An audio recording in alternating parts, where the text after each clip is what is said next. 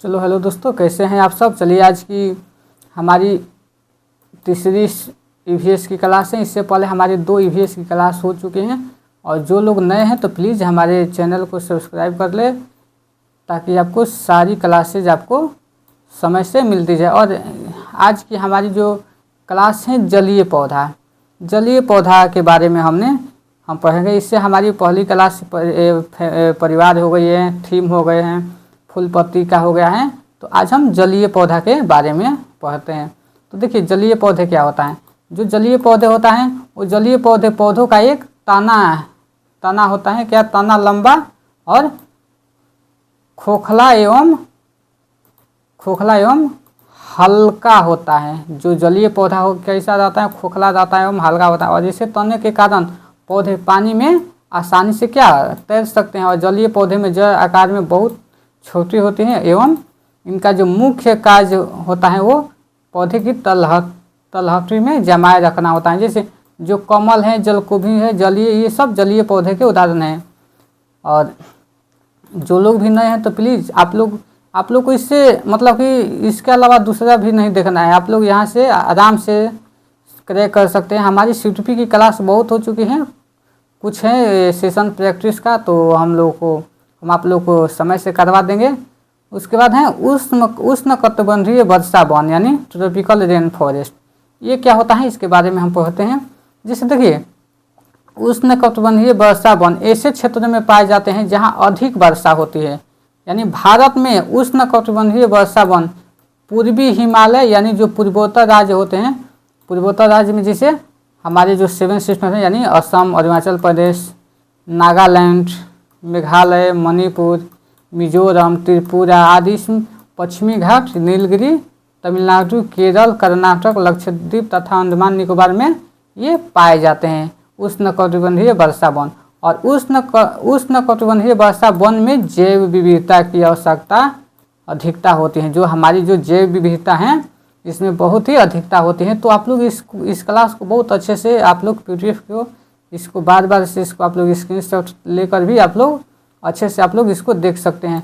और यहाँ से जैव विविधता से तो क्वेश्चन आता है। यहाँ से फिक्स है आपका, यहाँ से क्वेश्चन कैसे आएगा मैं आपको बता दूंगा। देखिए जो जैव विविधता है यानी जो बायोडाइवर्सिटी है, जैव विविधता को अंग्रेजी में बायोडाइवर्सिटी कहते हैं। यह 2 शब्दों से मिलकर बना है, एक बायो से और दूसरा डाइवर्सिटी। यानी बायो का जो अर्थ होता है यानी लिविंग्स यानी जीवित वस्तुएं, तथा जो डाइवर्सिटी का जो अर्थ होता है उसका डिफरेंट स्पीशीज यानी विभिन्न प्रजातियां, यानी अर्थात जीवों की विभिन्न प्रजातियों का एक ही स्थान पे पाया जाना जैव विविधता कहलाता है। यानी विभिन्न प्रजातियों जैसे हमारे यहाँ जैव विविधता पाई जाती है, जैसे एक ही जगह पे विभिन्न प्रजातियों एक ही स्थान पे रहती है तो उसे हम जैव विविधता कहते हैं। और आप लोग को ये क्लास कैसा लग रहा है आप लोग हमें कमेंट करके बताइएगा। जैव विविधता ही ये मतलब कि ये बहुत महत्वपूर्ण टॉपिक है, यहाँ से क्वेश्चन आपको देखने को मिलेगा ही मिलेगा। तो आप लोग इसको एकदम अच्छे से पढ़ लीजिए। जैव विविधता शब्द का सर्वप्रथम प्रयोग सन 1985 में WG रोजेन ने किया था। यहाँ से कितना बार पूछ दिया आपने क्वेश्चन कि जैव विविधता का प्रयोग किसने किया और कब किया। और सबसे महत्वपूर्ण क्वेश्चन ये है कि जो जैव विविधता है, ये जैव विविधता दिवस कब मनाया जाता है, तो ये 22 मई को मनाया जाता है। यहाँ से आपको बताया ही गया है। उसके बाद जैव विविधता 22 मई को, उसके बाद पृथ्वी दिवस 22 अप्रैल को, और अंतर्राष्ट्रीय महिला दिवस वो 8 मार्च को, एक 22 मार्च को भी मनाया जाता है। जल दिवस 22 मार्च को मनाया जाता है। तो आप लोग इसको याद रखिएगा अच्छे से। और जो भारतीय संसद द्वारा जैव विविधता अधिनियम 11 दिसंबर 2002 को पारित हुआ।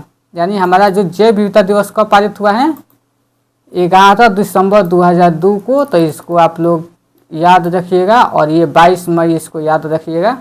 उसके बाद देखिए यहाँ से सबसे महत्वपूर्ण क्वेश्चन जो यहाँ से क्वेश्चन आपको देखने को मिलेगा ही मिलेगा। जैसे जो भारत को 10 जैव भौगोलिक क्षेत्रों में बांटा गया, एक है ट्रांस हिमालय मलाशय क्षेत्र, मरुस्थल, पश्चिमी घाट, अर्ध शुष्क क्षेत्र, दक्कन का प्रायद्वीपीय क्षेत्र या उत्तर पूर्वी क्षेत्र। तो यहाँ से आपको देखने को मिलेगा कि जैव भौगोलिक क्षेत्रों में बांटा गया है। उसके बाद है गंगा का मैदान है, द्वीपीय क्षेत्र है और तटीय क्षेत्र है।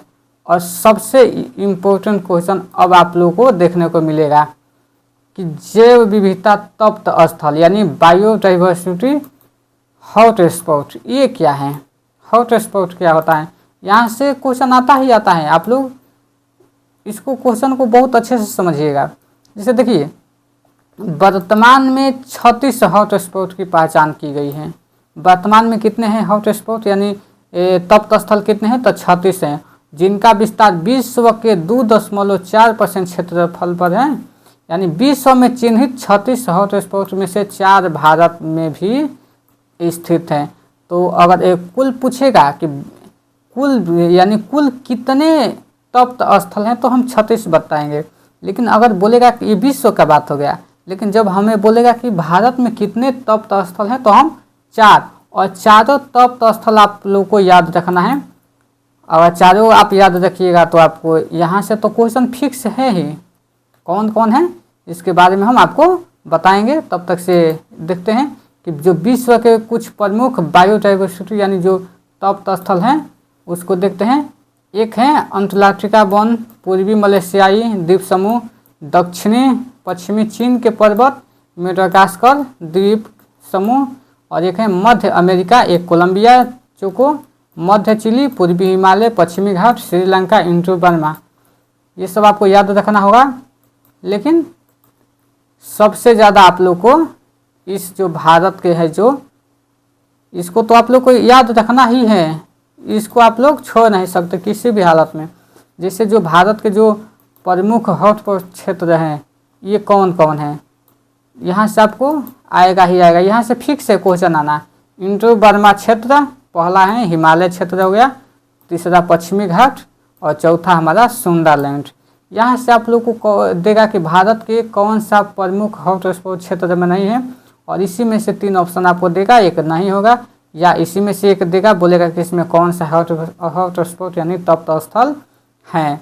तो इस तरीके से हमारे इंस्टीट्यूट का एग्ज़ाम में घुमाकर क्वेश्चन किया जाता है। तो आई होप आप लोग इसको कंफ्यूज मत होइएगा।